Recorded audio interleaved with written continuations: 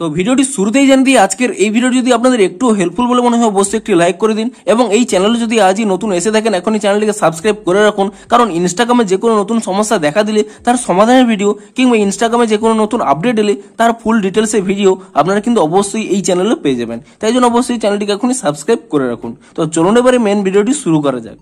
তো আপনারা যদি ইনস্টাগ্রাম অ্যাপটিকে নতুন ভার্সনে আপডেট করে থাকেন তাহলে কিন্তু আপনারা একটি নতুন আপডেট পেয়ে যাবেন। তো সেই নতুন আপডেট কি দেখুন, আপনি যদি এখানে মেসেজ সেকশনে চলে যান এবং যে কোনো একটি ব্যক্তির চ্যাট এখানে ওপেন করে নেন এবং তারপরে কিন্তু এখানে একটি নতুন আপডেট পেয়ে যাবেন। দেখুন আপনারা কিন্তু এবার থেকে ঠিক হোয়াটসঅ্যাপের মতোই আপনারা কিন্তু যে কোনো ফটো কিংবা মেসেজকে পিন করে রাখতে পারবেন এই চ্যাটের মধ্যেই। তো দেখুন আমি হয়তো এই ফটোটিকে এখানে পিন করে রাখতে চাইছি, তো তার জন্য কি করবেন, আপনারা সেই ফটোটির উপর এখানে ট্যাব এন্ড হোল্ড করে নেবেন এবং তাহলে কিন্তু এখানে একটি নতুন অপশন পেয়ে যাবেন পিন বলে।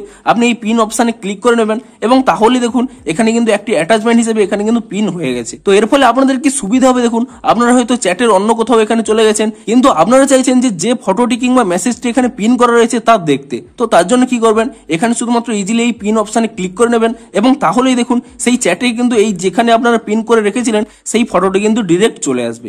এমনকি শুধুমাত্র ফটোই নয়, আপনারা ধরুন কোনো একটি মেসেজকে পিন করতে চাইছেন, তো তার জন্য কি করবেন, সেই মেসেজটিকে এখানে ট্যাব এন্ড হোল্ড করে নেবেন এবং তারপর এখানে একটি মোর অপশন পেয়ে যাবেন। আপনি সেই মোর অপশনে ক্লিক করে নেবেন এবং তাহলে কিন্তু এখানে একটি পিন অপশন পেয়ে যাবেন।